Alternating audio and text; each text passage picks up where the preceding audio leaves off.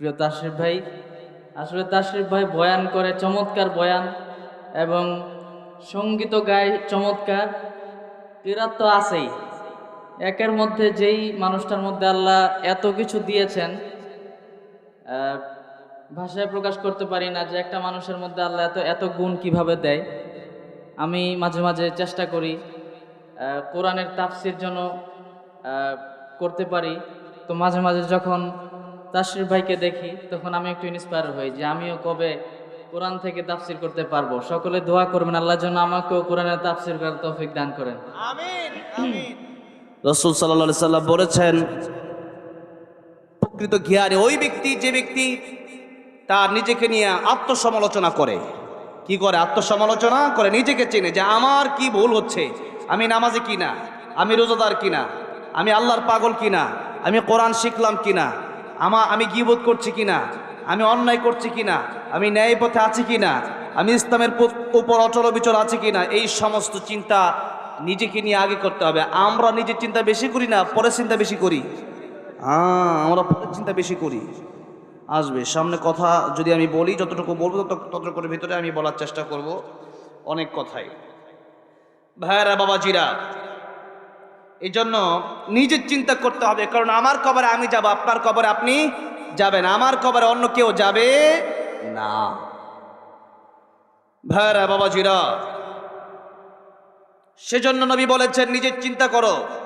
আর আমিল আলিমা বাদাল মাউত, পরকালের জন্য সামানা গুছাও, পরকালের জন্য আমল করো। এটাই তুমি, তাহলে বোঝা যাবে তুমি বুদ্ধিমান। আর যদি আমল না করো, শুধু দুনিয়া দুনিয়া দুনিয়া, তাহলে বোঝা যাবে তুমি বোকা।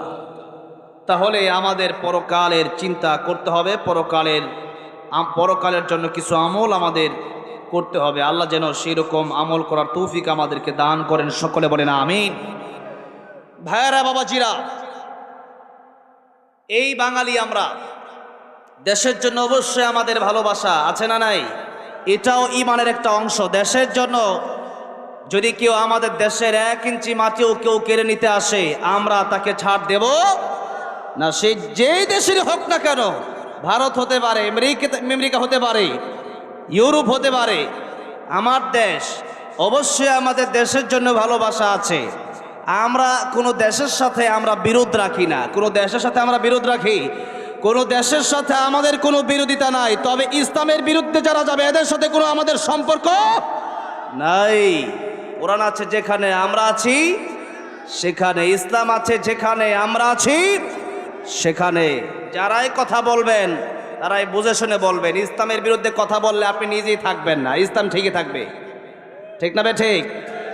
যে কথা বলতে গিয়ে বলছে সেটা হচ্ছে যে ভারত, তারা মাঝে মধ্যে আমাদের এই বাংলাদেশের চট্টগ্রাম, আমাদের বাংলাদেশের বর্ডারের যেই জায়গাগুলো আছে, যশোর, উত্তরবঙ্গের বেশ কিছু জায়গা তারা নিতে চায়। কিন্তু কথা হচ্ছে মাঝে মধ্যে তারা আমাদেরকে নিয়ে উস্কানিমূলক বক্তব্য দেয়। সেই কারণে ভারতের যে লোকগুলো বর্তমান ক্ষমতায় আছে তাদের বিরোধী আমরা কোনো ভারত বিরোধী না। ভারতের মাটির সাথে আমাদের কোনো শত্রুতা নাই। কারণ ভারতে তো আমি নিজে 8 বার ওয়াজ করার জন্য গেলাম। কয়বার? 8 বার। তো 8 বার যেহেতু আমি আলোচনা করার জন্য গিয়েছি, তো ভারতে শুধু হিন্দু না, ভারতে আমাদের কোটি কোটি মুসলমান আছে না নাই? সুতরাং ভারতের সাথে আমাদের কোনো শত্রুতা নাই, আমেরিকার সাথে আমাদের কোনো শত্রুতা নাই। তবে যারাই বাংলাদেশের বিরুদ্ধে বলবে, বাংলাদেশের মানুষকে নিয়ে যারাই খেলামেলা করার চেষ্টা করবে, তাদের সাথে আমাদের কোনো সম্পর্ক থাকবে না। তাদের বিরুদ্ধে আমাদের বক্তব্য হবেই হবে। ঠিক না বেঠে? তাদের বিরুদ্ধে কথা বলতে হবে। সুতরাং আমরা কোনো দেশ বিরোধী নয়, আমরা মাটি বিরোধী নয়, আমরা আকাশ জমিন বিরোধী নয়, বরং ইসলামের বিরুদ্ধে যারা যাবে আমরা তাদের বিরোধী। আমাদের দেশের বিরুদ্ধে যারাই যাবে এদের বিরুদ্ধে আমরা কথা বলবই।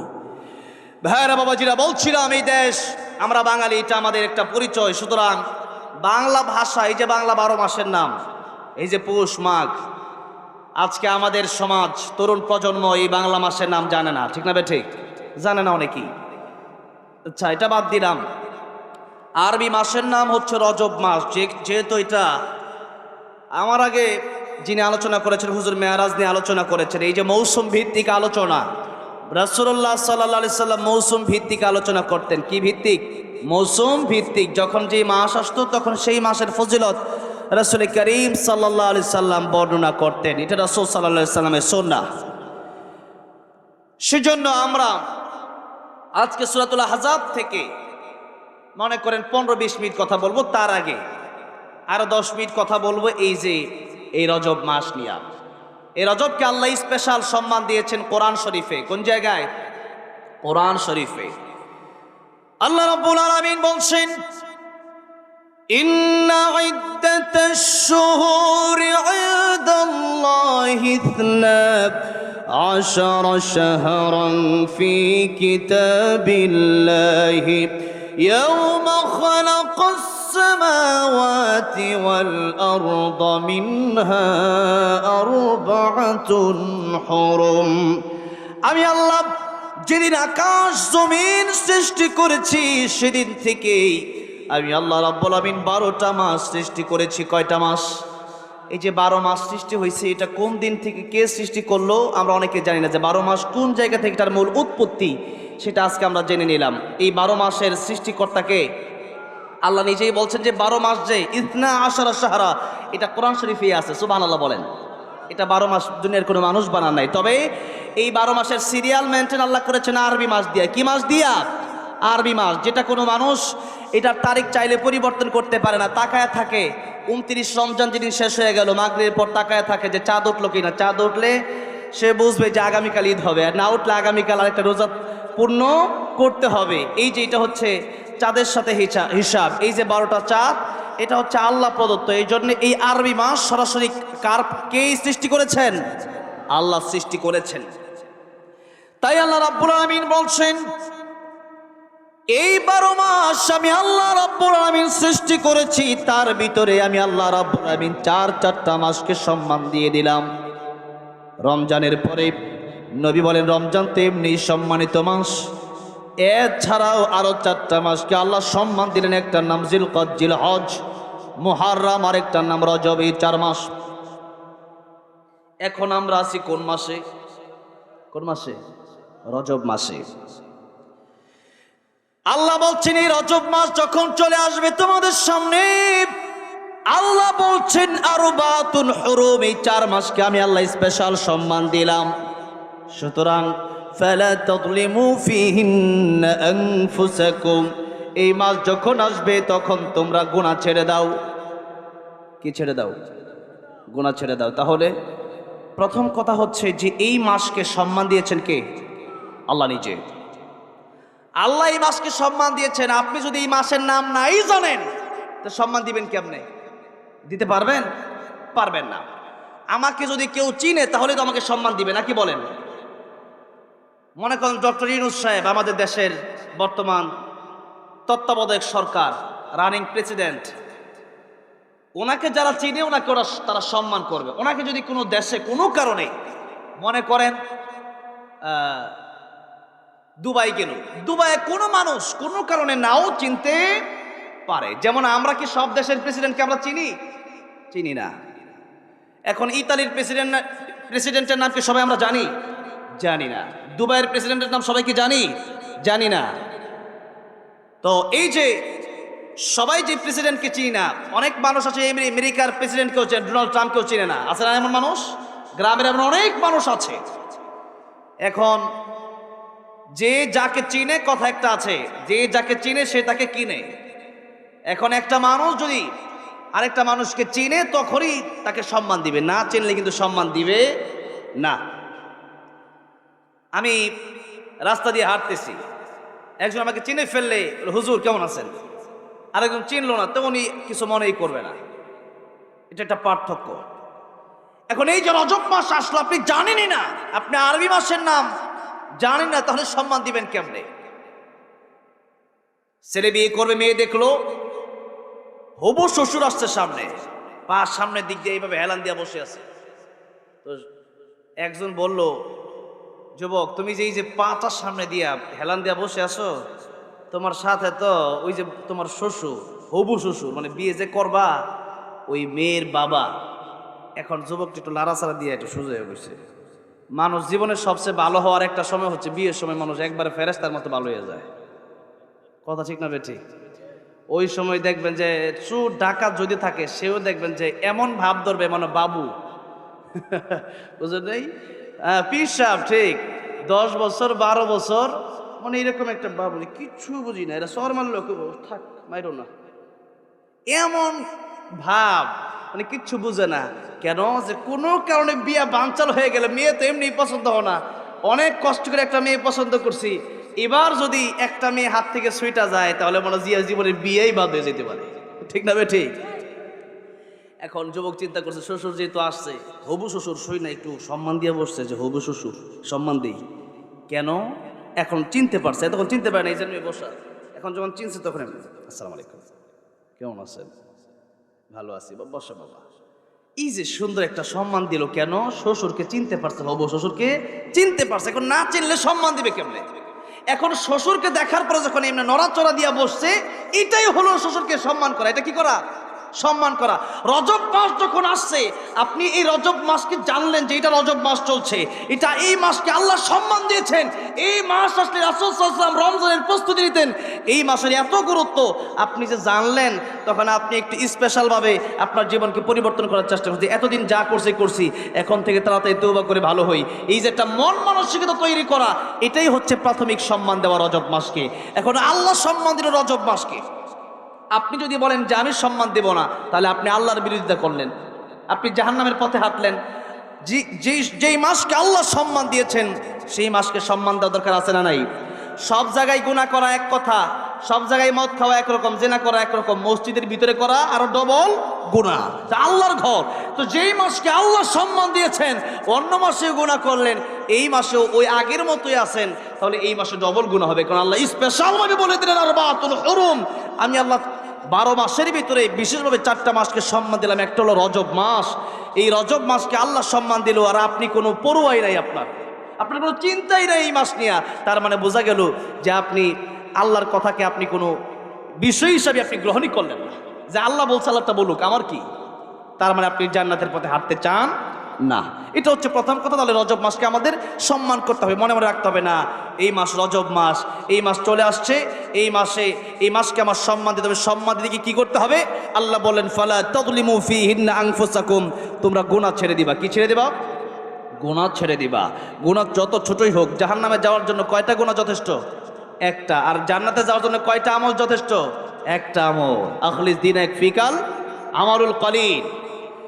ভাইরা বাবাজিরা, এই জন্য নেক আমল যত ছোটই হোক সেটা ছাড়া যাবে না, গুনাহ যত ছোটই হোক সেটা করা যাবে না, চেষ্টা করতে হবে ছাড়ার জন্য। ভাইরা আমার, বাবাজিরা আমার, যে কথা বলছিলাম, আল্লাহ রাব্বুল আলামিন এই 12টা মাস, আরবি মাসগুলোর কথা কোরআন শরীফে উল্লেখ করলেন।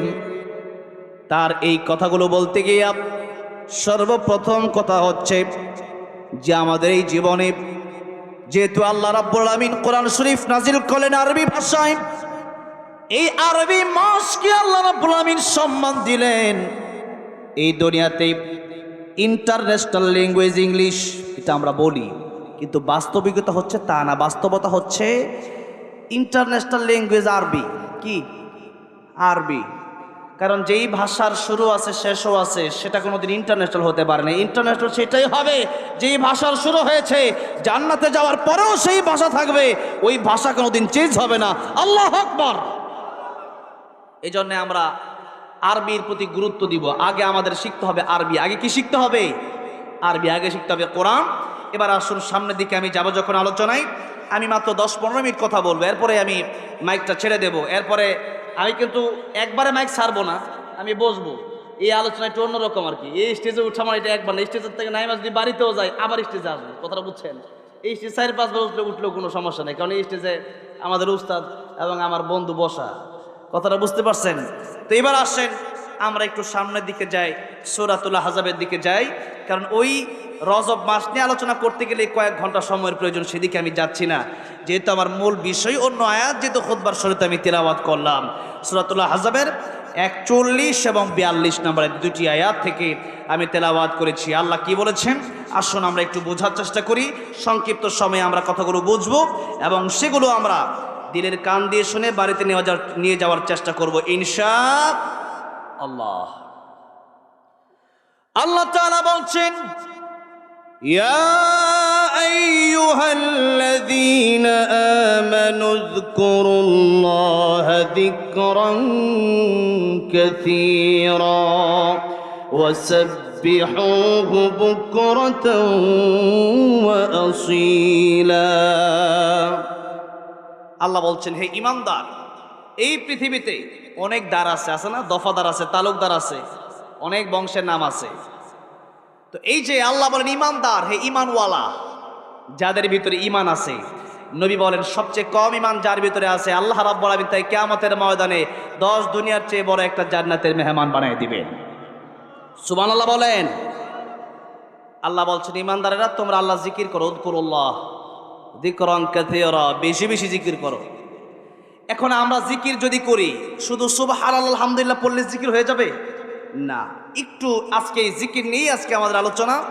অল্প সময়ের ভিতরেই এই জিকিরের কোন কোন জিকির আমাদের করতে হবে, কোন কোন জিকির করার নির্দেশ আল্লাহ কোরআনে দিয়েছেন তা আমরা একটু শুনব। তাফসীর কবির ইমাম ফখরুদ্দিন রাজি রাহমাতুল্লাহ আলাইহি লিখেছেন, জিকির শব্দের অর্থ প্রধানত 5টা। জুড়ে বলেন কয়টা? এই 5টা আজকে বাড়িতে নিয়ে এরপরে আমল করবেন তো ইনশাআল্লাহ। 1 নম্বরে জিকির শব্দের অর্থ আল্লাহ রাব্বুল আলামিন নিজে কোরআন শরীফের ভিতরে বললেন, ইন্না নাহনু নাযালনা যিকরা ওয়া ইন্না লাহু লাহাফিজুন। আল্লাহ বলছেন এই জিকির আমি আল্লাহ নাজিল করেছি আর এই জিকিরের হেফাজত আমি আল্লাহ রাব্বুল আলামিন করব। কিন্তু আজকে আমি যেইভাবে অর্থ করলাম এই অর্থটা সব মুফাসসিরে কেরামগণ এইভাবে করেন নাই, বরং তাফসীরে কাবীর খোলেন, তাফসীরে মাজারি খোলেন, তাফসীরে ইবনে কাসির খোলেন, তাফসীরে মারিফুল কোরআন খোলেন, তাফসীরে কুরতুবী খোলেন। যেই তাফসীরের কিতাব আপনি খুলবেন, তাফসীরের কিতাব খুলে আপনি দেখবেন এই আয়াতের তরজমা এসেছে আমি আল্লাহ কোরআন নাজিল করেছি, কোরআন হেফাজত করার দায়িত্ব নিয়েছেন কে? এই পৃথিবীতে যত গ্রন্থ আছে এই গ্রন্থের হাফেজ আছে? শুধুমাত্র একটা গ্রন্থের হাফেজ আছে। সেই গ্রন্থের নাম কি? বলেন, সেই গ্রন্থের নাম কি? আল কোরআন। আর সবচেয়ে বেস্ট, সবচেয়ে শ্রেষ্ঠ হাফেজ আল্লাহ বাংলাদেশে তৈরি করে দিয়েছেন আলহামদুলিল্লাহ। যারা এই যে আমার ডান পাশে আবু রায়হান সহ এই বাংলাদেশের উজ্জ্বল নক্ষত্র, তারাই যারা বিশ্বের মানচিত্রে আল্লাহর কোরআনকে তুলে ধরতে পেরেছে। এদের চাইতে বড় সেলিব্রিটি কোন নায়ক নায়িকা, গায়ক গায়িকা, খেলোয়াড় হতে পারে না, ঠিক না বে ঠিক? আবু রায়হানরা হচ্ছে আমাদের বাংলাদেশের সেলিব্রিটি, ঠিক না বে ঠিক? এই জন্য তাদেরকে আমাদের মূল্যায়ন করতে হবে, তাদেরকে আমাদের শ্রদ্ধা করতে হবে, ভালোবাসতে হবে, বুকে টেনে নিতে হবে। ভাইয়েরা, বাবাজিরা, এই কোরআন শরীফের হাফেজ আল্লাহ তাআলা পৃথিবীতে অসংখ্য অগণিত তৈরি করে দিয়েছেন। কোরআন শরীফ পড়ানো যায়, কিন্তু একজন হাফেজের সিনা কোনোদিন পড়ানো সম্ভব না। এই জন্য নকুল কুমার বিশ্বাস একজন হিন্দু হয়ে সে একটা কোরআন নিয়ে এত সুন্দর একটি ইসলামী সঙ্গীত লিখেছেন। বলবো, নকুল কুমার বিশ্বাস লিখেছে, যদি আগুনে লেগে ধ্বংস হয়ে যায়, ধ্বংস হয়ে যায়, যদি আগুনে লেগে ধ্বংস হয় পৃথিবীর সব বইয়ের দোকান, বিশ্ব থেকে হারাবে না পবিত্র কোরআন, ঠিক না বে ঠিক? যদি আগুনে লেগে ধ্বংস হয় পৃথিবীর সব বইয়ের দোকান, বিশ্ব থেকে হারাবে না পবিত্র কোরআন। বলেন, বিশ্ব থেকে হারাবে না পবিত্র কোরআন, বিশ্ব থেকে হারাবে না। করবে কেমন করে কোরআন ধ্বংস আগুনের তেজ, করবে কেমন করে কোরআন ধ্বংস আগুনের তেজ, আছে বিশ্ব বড় গণিত কোরআনে হাফিজ, তারা আবার ছাপি আসমানি গ্রন্থ, বাঁচাবে কোরআনের সম্মান, বিশ্ব থেকে হারাবে না পবিত্র কোরআন। বলেন, বিশ্ব থেকে হারাবে না পবিত্র কোরআন, বিশ্ব থেকে হারাবে না। সমাধান চাও যদি জীবনে মরণে, ফিরে যাও খোঁজে নাও, চোখ রাখো কোরআনে, ফিরে যাও খোঁজে নাও। খারাপ লাগতেছে মনে হয় আপনাদের? একটু মেহেরবানি করে, আর 10-15 মিনিট থাকবো তো, একটু বলা যাবে না? কোরআনের প্রেমে, আল্লাহর প্রেমে, রাসূল সাল্লাল্লাহু আলাইহি ওয়াসাল্লামের প্রেমে মাঝে মধ্যে যদি একটু ইসলামী সঙ্গীত গাওয়া হয়, তাহলে একটু জবানটা খোলা যাবে না? আশেপাশে গান না গেয়ে এগুলো একটু মাঝে মধ্যে গাবেন, আল্লাহ ইনশাআল্লাহ প্রতিভা বিকশিত করে দিবেন। এই জন্য মাঝে মধ্যে একটু জবানটা বন্ধ না রেখে একটু আল্লাহর প্রেমে, কোরআনের প্রেমে গাওয়া যাবে না ইনশাআল্লাহ? জবানটা ছেড়ে দিয়ে ফিরে যাও খোঁজে নাও, চোখ রাখো কোরআনে, ফিরে যাও খোঁজে নাও, তবেই পাবে সুখ শান্তির ঠিকানা, তবেই পাবে সুখ শান্তির ঠিকানা, যদি মেনে নাও তুমি মনে প্রাণে সমাধান। সমাধান চাও যদি জীবনে মরণে, ফিরে যাও খোঁজে নাও, চোখ রাখো কোরআনে, ফিরে যাও খোঁজে নাও। বলো না, জবানটা ছেড়ে দিই, ফিরে যাও খোঁজে নাও কোরআনে, ফিরে যাও খোঁজে নাও। এ বাণী সকলের নয় শুধু মুমিনের, যারাই চলবে মেনে ফল পাবে কোরআনের। এ বাণী সকলের নয় শুধু মুমিনের, যারাই চলবে মেনে ফল পাবে কোরআনের। ঘরে বলো কিংবা রাষ্ট্রে বলো, ঘরে বলো কিংবা রাষ্ট্রে বলো, অশান্তি দূর করে শান্তি আনে সমাধান। সমাধান চাও যদি জীবনে মরণে, ফিরে যাও খোঁজে নাও কোরআনে, ফিরে যাও খোঁজে নাও, চোখ রাখো কোরআনে, ফিরে যাও খোঁজে নাও। কোথায় চোখ রাখতে হবে? কোরআন শরীফে চোখ রাখতে হবে। আল্লাহ বলছেন জিকির মানে কোরআন শরীফ তোমাকে আগে শিখতে হবে। আল্লাহ নিজেই বলছেন, ইন্না নাহনু নাযালনা যিকরা, আমি আল্লাহ রাব্বুল আমিন জিকির নাজিল করেছি। জিকির মানে তাফসিরে কাবীর আসলো কোরআন শরীফ, তাফসিরে মারিফুল কোরআন আসলো কোরআন শরীফ, তাফসিরে ইবনে কাসির আসলো কোরআন শরীফ, তাফসিরে কোরআন শরীফ। এই পৃথিবীর যত গ্রন্থ আছে সমস্ত গ্রন্থ আপনি খুলে দেখবেন, তাফসিরের গ্রন্থগুলো খুলে দেখলেই পেয়ে যাবেন জিকির মানে আল্লাহ রাব্বুল আমিন বোঝালেন কোরআন শরীফ। তাহলে আমরা আজকে 1 নম্বর জিকির শব্দের অর্থ শিখে গেলাম কোরআন শরীফ। 1 নম্বর জিকির মানে কি বলেন? কি? কোরআন শরীফ। আল্লাহ বলেন, ও দুনিয়ার মানুষেরা, জিকির যদি তোমরা করতে চাও, তোমরা প্রথমে আমার কোরআন শরীফ শিখে নাও। কি শিখতে হবে? কোরআন শরীফ শিখতে হবে। আল্লাহ বলছেন, আর রহমানু আল্লামাল কোরআন খালাকাল ইনসান। আল্লাহ বলছেন আর রহমান, রহমান তিনি দয়াময় আল্লাহ। রহমান মানে দয়াময় আল্লাহ। রহমান অর্থ কি? দয়াময় আল্লাহ। তিনি বলেন, আমি তোমাদেরকে দয়া করেছি, মায়া করেছি, করুণা করেছি। আল্লাহ এই সূরা রহমানে সবচাইতে বেশি কোন আয়াতটা বলেছেন? ফাবিআইয়ি আলাই রাব্বিকুমা তুকাযযিবান। আল্লাহ বলছেন, তোমরা আমার কোন কোন নিয়ামতকে অস্বীকার করবে? আছে? এই যে বসে আছি, এই যে কথা বলতেছি, এই যে চলতেছি, এই যে হায়াত পেলাম, পানি পান করছি, খাবার খাচ্ছি, সমস্ত নিয়ামত দিলেন কি? আল্লাহ বলেন, এত নিয়ামত তোমাদেরকে দিলাম, সুতরাং ওয়া ইন তাউদ্দু নি'মাতাল্লাহি লা তুহসুহা, আমার নিয়ামত গণনা করে তোমরা শেষ করতে পারবে না। আল্লাহু আকবার। শেষ করার মতো কোনো সুযোগ নাই।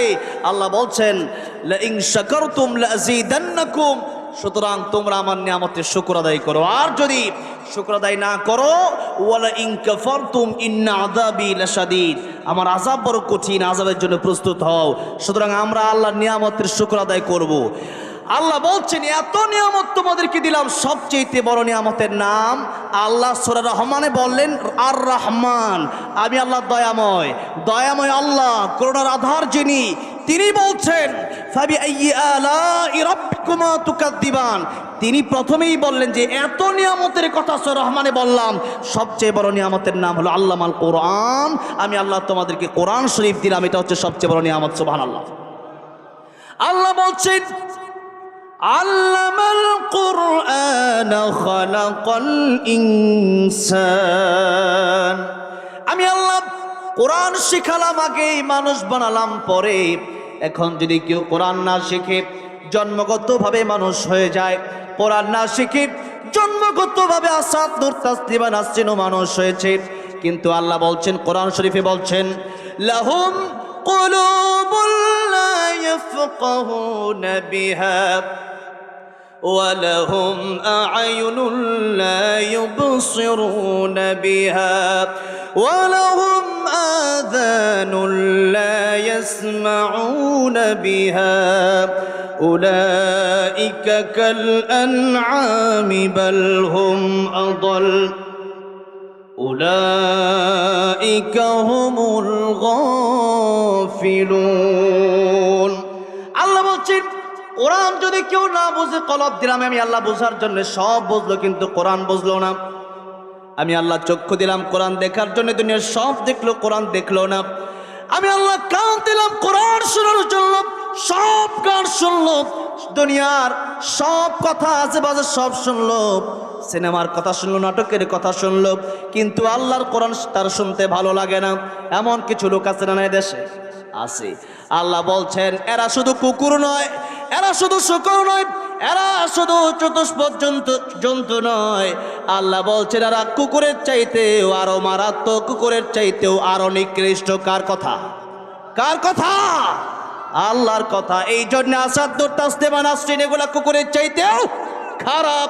যারা কোরআন মানে না, কোরআনের বিরুদ্ধাচরণ যারা করে, এই দেশে ইসলামের বিরুদ্ধাচরণ যারা করে, আল্লাহকে যারা মানতে চায় না, আল্লাহ বললেন এই দুনিয়াতে আকাশের নিচে জমিনের উপরে থাকার মতো তোমাদের কোনো জায়গা হবে।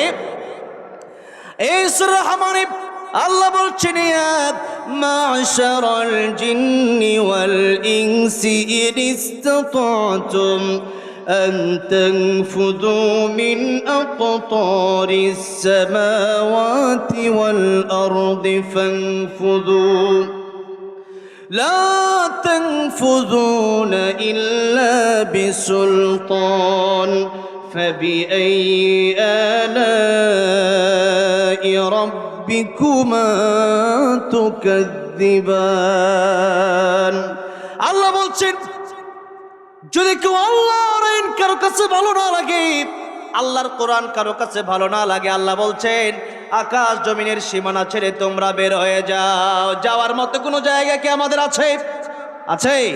যাওয়ার মতো কোনো জায়গা নাই। বাংলাদেশ ছেড়ে যদি আপনি ইন্ডিয়া চলে যান, আল্লাহর আকাশ জমিন কি ছাড়া হবে? আপনি যদি আমেরিকাতে চলে যান, তাহলে কি আল্লাহর আকাশ জমিন ছাড়া হবে? যেখানেই যাবেন সে আকাশ জমিন কার? সুতরাং হুকুম চলবে, আইন চলবে, গোলামি চলবে কার? আল্লাহ বলছেন তাবারাকাল্লাযী বিয়াদিহিল মুলকু ওয়া হুয়া আলা কুল্লি শাইইন কাদির الذي خلق الموت والحياة ليبلوكم أيكم أحسن عملا وهو العزيز الغفور আল্লাহ বলছেন ক্ষমতার মালিক তো কেবলমাত্র আমি আল্লাহ রাব্বুল আলামিন। আকাশ জমিন এবং যা কিছু আছে এই সব কিছু আমি আল্লাহরই হাতে। আমি আল্লাহ হচ্ছে মালিক, আর তোমরা সবাই আমি আল্লাহর গোলাম।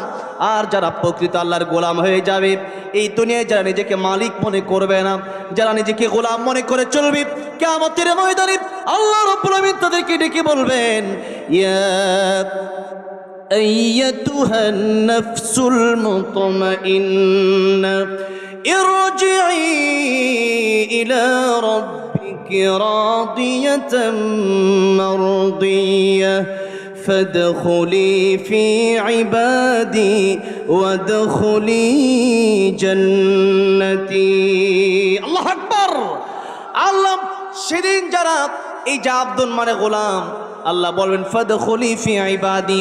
এই যে এখানে ইবাদি আব্দুন থেকে এসেছে, আল্লাহ কিয়ামতের ময়দানে বলবেন যারা আমার গোলাম ছিল তারা আজকে জান্নাতের ভিতরে প্রবেশ করো। আর যারা এই দুনিয়ায় একটু ক্ষমতা পেয়ে নিজেকে মনে করেছে আমি মালিক, আমার বাপি জাতির পিতা, আমার জামাই জাতির পিতা, এই দেশে আমার চাইতে বড় ক্ষমতা কার আছে, এই সমস্ত চিন্তা যাদের থাকবে আল্লাহ বলবেন লিমানিল মুলকুল ইয়াউম লিল্লাহিল ওয়াহিদিল কাহ্হার। এতদিন পর্যন্ত রাজত্ব তোমরা কায়েম করার চেষ্টা করেছো নিজেদের, তোমাদের ব্যক্তিগত আইন তোমরা দেশে চালু করতে চেয়েছিলে, কিন্তু আসলে তো ক্ষমতা তোমাদের ছিল না। কিছুদিনের জন্য আমি আল্লাহ তোমাদেরকে ক্ষমতা দিয়েছিলাম। ক্ষমতা দেওয়ার মালিককে, আবার ক্ষমতা থেকে লাথি মেরে বের করে দেওয়ার মালিককে। আল্লাহ পারেন কি পারেন না? যারা বলেছিল 41 সাল পর্যন্ত থাকবে, পারছে? তারা বলছে কে ঠেকাবে আমাদেরকে? আল্লাহ বলে কেউ ঠেকাতে পারবে না, কিন্তু আমার আল্লাহর ক্ষমতা আছে না নাই? সুতরাং গাদ্দারি কেউ আল্লাহর সাথে করার চেষ্টা করবেন না, গাদ্দারি কেউ কোরআন নিয়ে করার চেষ্টা করবেন না, গাদ্দারি কেউ ইসলাম নিয়ে করার চেষ্টা করবেন না। যারা আল্লাহর সাথে, কোরআনের সাথে, ইসলামের সাথে গাদ্দারি করেছে তারা খাসিরাত দুনিয়া ওয়াল আখিরাত, দুনিয়াও ধ্বংস হয়েছে, আখিরাতও ধ্বংস হয়েছে। সুতরাং চালান আপনারা। দেশে আগামীতে কারা আসবে আমরা জানি না, কিন্তু কথা হচ্ছে ইসলামের বিরুদ্ধে যারাই যাবে লাথি মেরে দিকে বের করে দেওয়া হবে। এদের কোনো জায়গা বাংলার জমিনে হবে না। এই দেশে কিছু এখনো কিছু উপদেষ্টা আছে, ফারুকির মতো কিছু উপদেষ্টা এখনো আছে যারা এই দেশে সমকামিতা সহ এই দেশে জিনা বিচারগুলো প্রমোট করতে চায়। যারা আলেমদেরকে, আল্লামা আহমদ শফি রহমতুল্লাহ আলাইহিকে বলেছে তেতুল হুজুর, এরকম আলেমকে নিয়ে, ইসলামকে নিয়ে কটাক্ষ করে এরকম অসংখ্য কথা যারা বলেছে, এরকম কিছু উপদেষ্টা এখনো আছে। আমরা অনেক আগে থেকেই বলেছিলাম এই উপদেষ্টাকে লাথি মেরে সরায় দেওয়া দরকার ছিল। এদেরকে সরায় দিচ্ছেন না, এই জন্যই তো গতকাল আগুন লেগেছে চট্টগ্রামে। সাজেকে আগুন লেগেছে না গতকাল? হ্যাঁ, আল্লাহর গজব চলে আসবে। এগুলো লাথি মেরে সরায় দেন যারা কোরআন হাদিস মোতাবেক চলে না। এই দেশে 95% মুসলমান, ইসলামের বিরোধিতা যারাই করবে এরা মুসলমানদের অন্তত পক্ষে নেতা হতে পারে না। আমাদের নেতা হবে যারা ইসলাম মানবে, তারাই নেতা হবে। নেতা যদি হয় 2 নাম্বার। আমার আগে, আমি এখানে আসার আগে কে জানি বলছিল, যিনি উপস্থাপনা করছিলেন, আছে এখানে, ওই ভিতরে চলে গেছে, উনি বলেছিলেন কুনু মাস সাদিকিন, কুনু মাস সাদিকিন, তোমরা সত্যবাদীদের সাথে চলো, ভালো মানুষের সাথে চলো। ভালো মানুষের সাথে চলার জন্য বললেন কে? আল্লাহ বললেন সাদাবাজের সাথে চইল না, ঘুষখোরের সাথে চইল না, সুদখোরের সাথে চইল না। বন্ধু বানাবা সৎকার মানুষকে, যারা সৎ লোক, যারা ভালো মানুষ, তাদেরকে বন্ধু বানাও, তাদেরকে নেতা বানাও। বললেন কে? আল্লাহ বললেন। আল্লাহ বলছেন তোমাদের বন্ধু হবে 3 জন। বন্ধু হবে কয়জন? এর বাইরে কোনো বন্ধু নাই। সূরা মায়েদা আল্লাহ বলছেন ইন্নামা ওয়ালিয়ুকুমুল্লাহু ওয়া রাসূলুহু ওয়াল্লাযীনা আমানু আল্লাযীনা ইউকিমুনাস সালাতা ওয়া ইউতুনাজ যাকাতা ওয়া হুম রাকিউন। আল্লাহ বলছেন তোমাদের বন্ধু হবে 3 জন। 1 নাম্বার আল্লাহ বলেন ইন্নামা ওয়ালিয়ুকুমুল্লাহ, বন্ধু 3 জনের প্রথম বন্ধু হবে আল্লাহ। জোরে বলেন প্রথম বন্ধু কে হবেন? কারণ যখন আমাদের কেউ ছিল না তখন ছিলেন কে? আবার যখন আমাদেরকে দাফন করে দেওয়া হবে, কবরে যাওয়ার পরে বন্ধু কেউ থাকবে না, সেদিন বন্ধু হবেন কে? আল্লাহ বলছেন 2 নম্বরে তোমাদের বন্ধু হবে আমার রাসূল। আল্লাহ রাসূল সাল্লাল্লাহু আলাইহি সাল্লাম, আল্লাহ যত জায়গার জন্য রব, আমার নবী তত জায়গার জন্য রহমত। সুবহানাল্লাহ। আল্লাহ নিজের ব্যাপারে বললেন আলহামদুলিল্লাহি রাব্বিল আলামিন। আর নবীজির ব্যাপারে আল্লাহ রাব্বুল আলামিন এই আলামিন শব্দ ব্যবহার করে বললেন ওয়া মা আরসালনাকা ইল্লা রাহমাতাল লিল আলামিন। রাহমাতুল লিল আলামিন নবী কুরআনে প্রমাণ, আশিক বিনে কে বুঝিবে আমার দয়ার নবীর শান। খারাপ লাগতেছে? বলছিলাম একটু মাঝে মাঝে যদি আমি বলি, আর 5 মিনিট কথা বলতে বলতে কখন সময় যায়, 9টা থেকে 9:55 বেজে গেল, আর 5 মিনিট একটু তাহলে বলা যাবে না আমার সাথে নবীর প্রেম নিয়ে, নবীর ভালোবাসা নিয়ে? তো একটু বলেন না, রাহমাতুল লিল আলামিন নবী রাহমাতুল লিল, কোরআনে প্রমাণ, আশিক বিনে কে বুঝিবে আমার দয়ার নবীর শান। বলেন, আশিক বিনে কে বুঝিবে।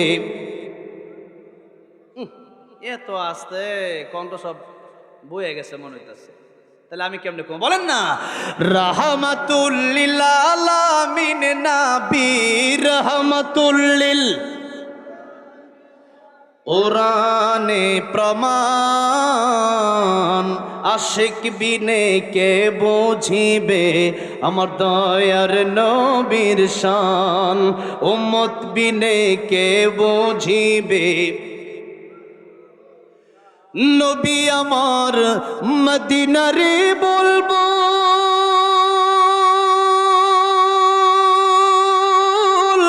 আমার আল্লাহ ভালোবেসে নামটি দিলেন হাবিবে রাসূল। আল্লাহু আকবার বলেন।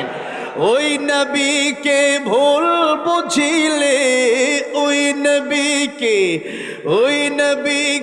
ভুল বুঝিলে থাকবে না ঈমান, আশিক বিনে কে বুঝিবে আমার দয়ার নবীর শান। বলেন, উম্মত বিনে কে বুঝিবে। আল্লাহ বলেন, 1 নম্বর বন্ধু আমি আল্লাহ, 2 নম্বর বন্ধু হবে আমার রাসূল। কারণ আমার রাসূল জিন্দেগীর যত কষ্ট করেছেন নিজের জন্য, তার চেয়ে বেশি কষ্ট করেছেন উম্মতের জন্য। মৃত্যুর সময় যখন হয়ে গেল, ওই সময় নবী নিজের কথা চিন্তা করে নাই, বরং উম্মতের কথাই চিন্তা করেছে। কিয়ামতের ময়দানেও নবীর খ্যাতি উম্মতকে না নিয়ে নবী একা জান্নাতে যাবে না। জোরে জোরে বলা যাবে না সুবহানাল্লাহ। সেই নবীকে আমাদের বন্ধু বানানোর দরকার আছে না নাই? যার চরিত্রের সার্টিফিকেট স্বয়ং আল্লাহ রাব্বুল আমিন দিয়ে বলেছেন, ওয়া ইন্নাকা লাআলা খুলুকিন আযীম। এই জন্য আল্লাহ বললেন, আমি আল্লাহ 1 নম্বর বন্ধু, 2 নম্বর বন্ধু আমার রাসূল, 3 নম্বর বন্ধু হবে ঈমানদার। 3 নম্বর বন্ধু কারা হবে? ঈমানদার। আল্লাহ বললেন, ঈমানদারকে যদি তোমরা বন্ধু বানাও, সব ঈমানদারকে বন্ধু বানানো যাবে না। কারণ মুসলমান নামে বেশি না কাজে বেশি? কাজে বলে বেশি, নামে বেশি। যে ফজরের সময় তো পাওয়া যায় না বেশি। এই জন্য বলেছেন, নামে মুসলমান নাকি কামে মুসলমান। নামে কামে মিল না হলে বইবে যে তুফান। তুমি নামে মুসলমান নাকি কামে মুসলমান। নাম রেখেছে আব্দুর রহিম, নামাজ পড়ে না। এই সমাজে এমন লোকের সংখ্যা অগণা, আছে না নাই? এমন সমাজ বদলাতে কে রাখবে অবদান। তুমি নামে মুসলমান নাকি কামে মুসলমান। তুমি নামে মুসলমান নাকি কামে মুসলমান। এই যে নামে যেমন মুসলমান, কাজে এমন মুসলমান হওয়ার দরকার আছে না নাই? আল্লাহ বলেন, 1 নম্বর জিকির মানে কোরআন শরীফ। তাহলে কোরআন শিখতে হবে। কি শিখতে হবে? কোরআন শিখতে হবে। কোরআন নিয়ে আলোচনা করতে গেলে আমার মতো নগণ্য দমের আলোচনাও শেষ হবে না কয়েক ঘন্টায়। আরো সামনে যেতে হবে। আল্লাহ বললেন, 2 নম্বর এই জিকির পরে ফাযাক্কির ইন্নামা আনতা মুযাক্কির। আল্লাহ সূরা গাশিয়া নবীজি আপনি উপদেশ দেন, এই কোরআন থেকে উপদেশ দেন।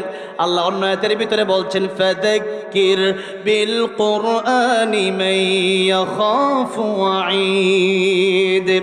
এই কোরআনের উপদেশ দেওয়ার কথা আল্লাহ রাব্বুল আমিন বললেন। এই কোরআনের উপদেশ পেয়ে মানুষ ডাকাত থেকে আল্লাহর ওলি হয়ে যায়, হয় না? আর এই দেশের ভিতরে অনেক চোরকে অনেক পিটাইছে, মারছে, জেলে নিছে, এরপরে ডাকাত হয়ে বেরিয়েছে, এরকম ঘটনা আছে না নাই? এই জন্য আল্লাহ বললেন, ফাযাক্কির ইন্নামা আনতা মুযাক্কির। فذكر لست عليهم بمسيطر।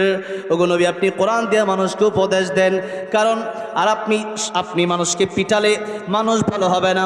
আপনি সরাসরি এখন শাসক নয়, সুতরাং মানুষকে এখানে দারোগা অর্থ অনেকে উঠিয়েছেন, পুলিশ অর্থ উঠিয়েছেন, যে আপনি মানুষকে পিটালে মানুষ ভালো নাও হতে পারে। কারণ মানুষের সর্বপ্রথম রোগ সৃষ্টি হয় অন্তর থেকে। কোন জায়গা থেকে? অন্তরটা যার ভালো হয়ে যায় তার জীবনটাই ভালো হয়ে যায়, আর অন্তরটা যার খারাপ হয়ে যায় জীবনটাই খারাপ হয়ে যায়। এই জন্য কিয়ামতের ময়দানে সুন্দর একটা ভালো মন, ভালো একটা কলব কাজে আসবে। আল্লাহ বলছেন, ইয়াউমা লা ইয়ানফাউ মালুন ওয়ালা বানুন ইল্লা মান আতাল্লাহ বিকলবিন সালিম। কিয়ামতের ময়দানে মাল সম্পদ সন্তানাদি কাজে আসবে না, তোমার একটা ভালো অন্তর কাজে চলে আসবে। সুবহানাল্লাহ। অন্তরটারে ভালো বানানোর দরকার আছে না নাই? কোরআনের উপদেশ যত শুনবেন ততই অন্তর সুন্দর হয়ে যাবে।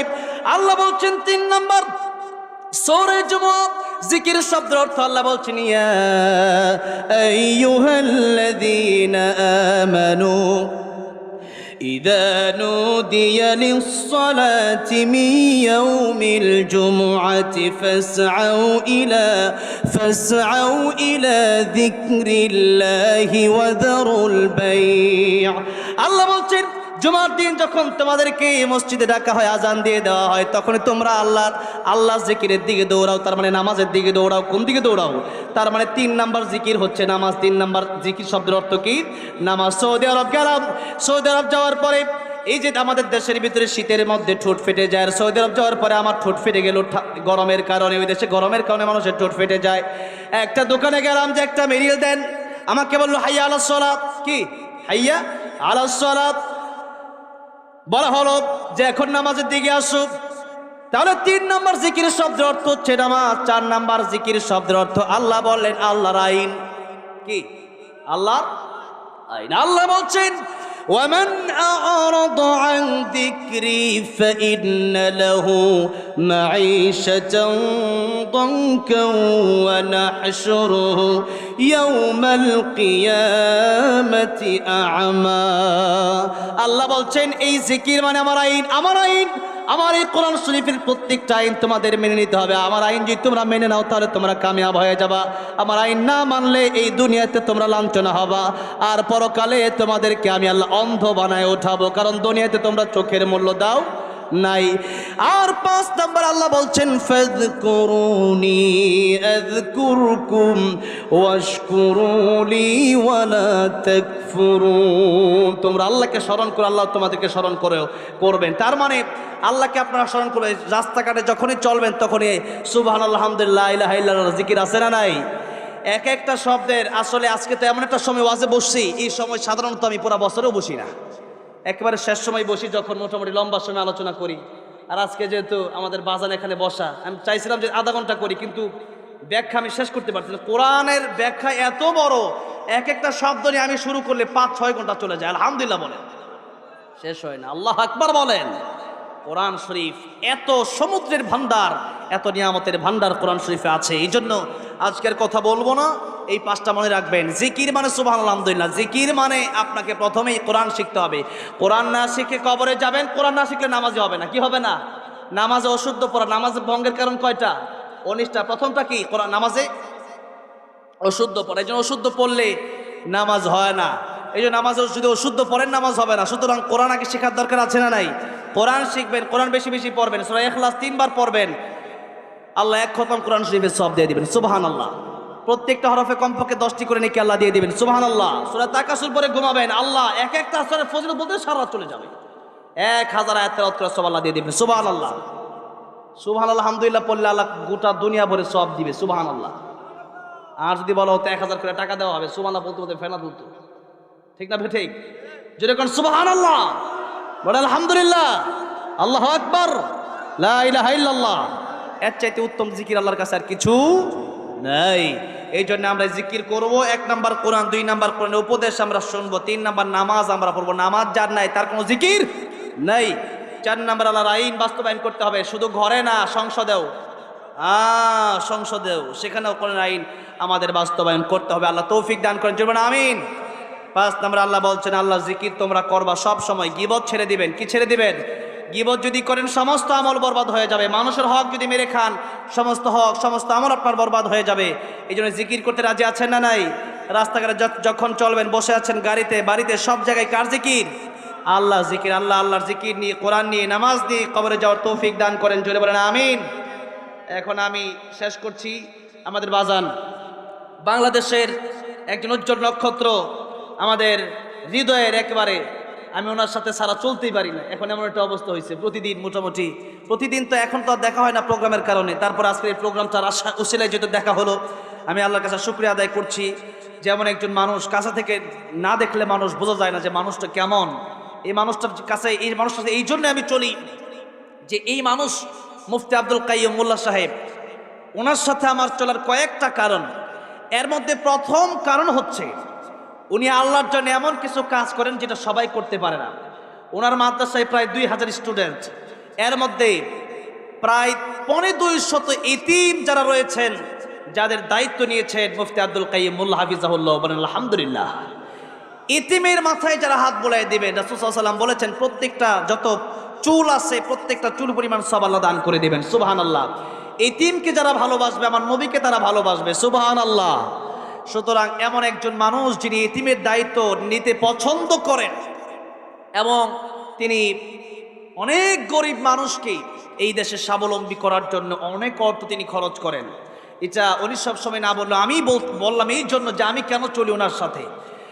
আর বাংলাদেশে অনেক হাফেজ যারা বিশ্বজয় করেছে, যাদের জন্য আমরা সুনাম পেলাম, এর পিছনে যাদের হাত, এই যে কারিগর যারা, একটা ফ্যাক্টরি থেকে অনেক খাবার আমরা পেলাম, কিন্তু সেই ফ্যাক্টরির মালিক যে, যার উসিলায়, যার মাধ্যমে এত কিছু আমরা পেলাম, ওনাকে সম্মান করার দরকার আছে না নাই? ওনাকে ভালোবাসার দরকার আছে না নাই? সেরকম একজন ব্যক্তি হচ্ছেন মুফতি আব্দুল কাইয়ুম মোল্লা হাফিজাহুল্লাহ। এই জন্য আমরা কাছে থেকে চলি, আমরা অনেক ভালো লাগে বিদায় আমরা ওর সাথে থেকে সরতে পারি না, আমরা একসাথে চলতে হয়। আমার এই প্রোগ্রামটা এখানে যেহেতু আমরা আসছি বলেই দেই, আমাদের জাকারিয়া ভাই যখন আমাকে দাওয়াত করে নাই, প্রথমে দাওয়াত করেছিল রায়হানকে আর আমাদের বাজার মুফতি আব্দুল কাইয়ুম মোল্লা সাহেবকে। তখন হুজুর বললেন যে আমরা একা যাব, তাশরিফ দেশে থাকবে, তা হতে পারে না, তাকে সাথে নেওয়ার দরকার। তখন জাকারিয়া ভাই বলল যে তাশরিফ ভাইকে অবশ্যই, ভাইকেও নিয়ে যাব। তখন আমাদের আমেরিকা যাওয়ার এই বিষয়টা ফাইনাল হলো আর কি।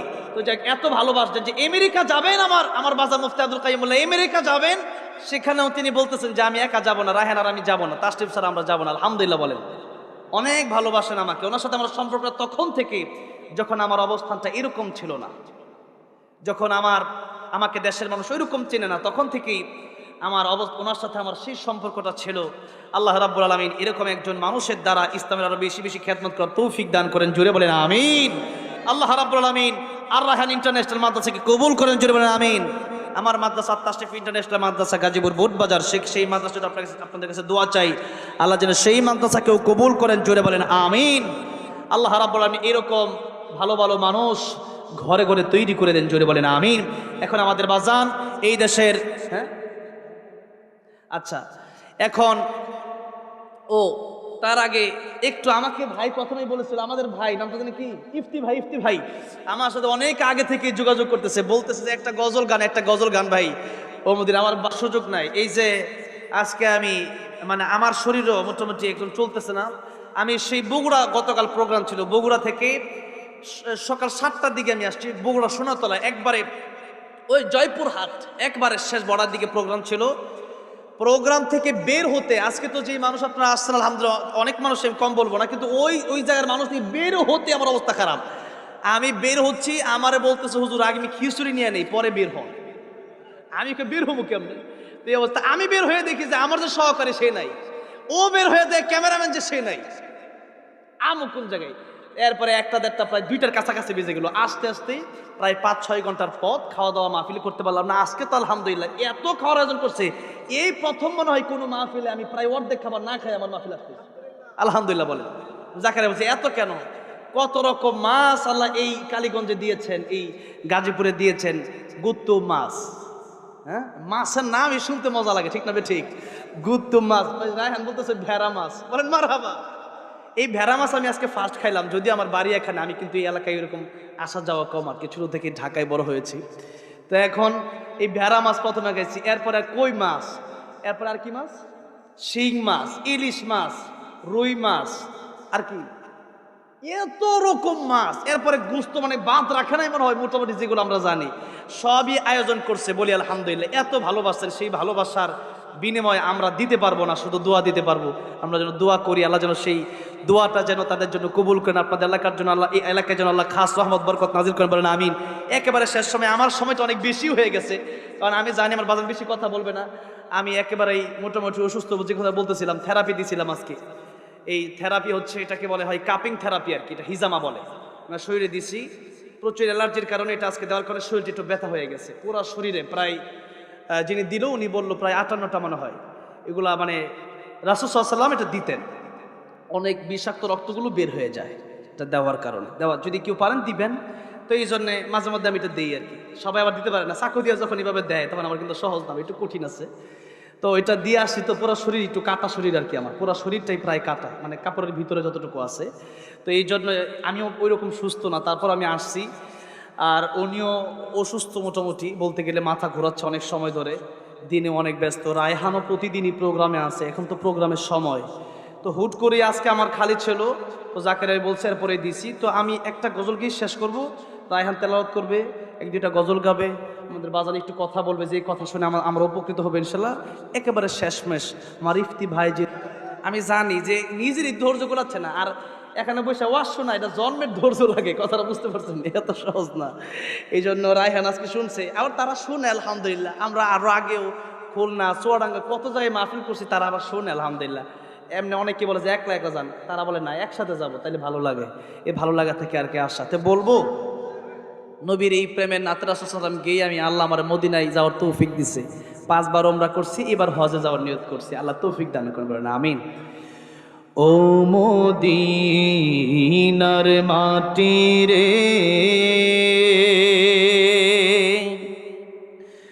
সকল সুখ বুঝি তোর কপালে। ও মদিনা রে,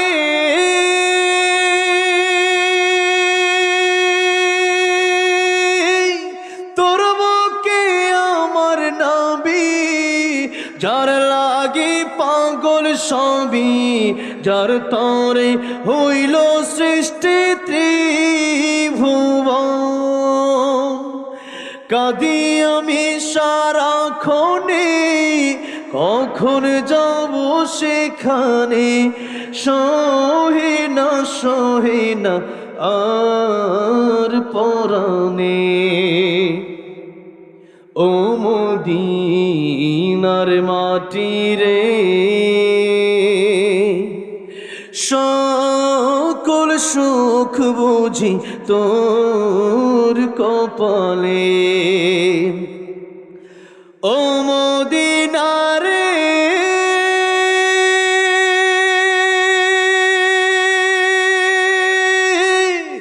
পাখি যদি হতাম আমি, উড়ে উড়ে যেতাম আমি, থাকতো না মনে কোনো যন্ত্রণা।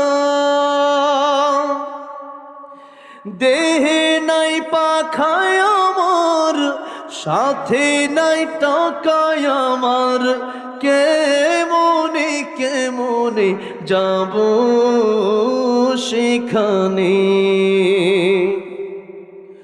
ও মদিনার মাটি রে, সকল সুখ বুঝি তোর কপালে। ও মদিনার মাটি রে, সকল সুখ বুঝি তোর কপালে।